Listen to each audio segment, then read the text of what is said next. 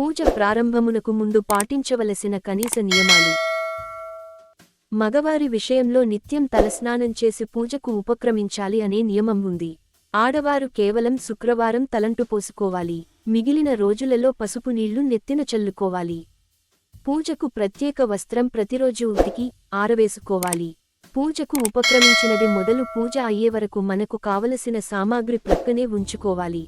పూజ మధ్యలో లేవకూడదు మరియు ఇతర విషయాల గురించి చర్చించకూడదు. దీపారాధన, నివేదన, భక్తి లేని పూజలు వ్యర్థం. ఆసనం వేసుకొని కూర్చోవాలి. మనకంటే ఉన్నత ఆసనం మీద దేవుడు ఉండాలి. పూజా సమయంలో ఇతరులకు నమస్కరించరాదు. మగవారు శైవులు విభూతి, వైష్ణవులు నామం పెట్టుకోకుండా పూజ చేయరాదు.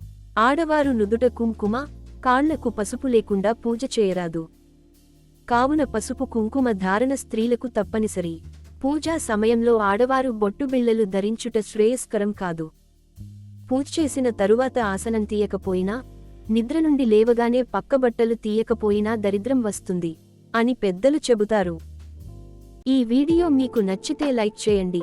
మీ ఫ్రెండ్స్ అండ్ ఫ్యామిలీకి షేర్ చేయండి. ఇలాంటి మరిన్ని వీడియోస్ కోసం నా ఛానల్ని సబ్స్క్రైబ్ చేసుకోండి.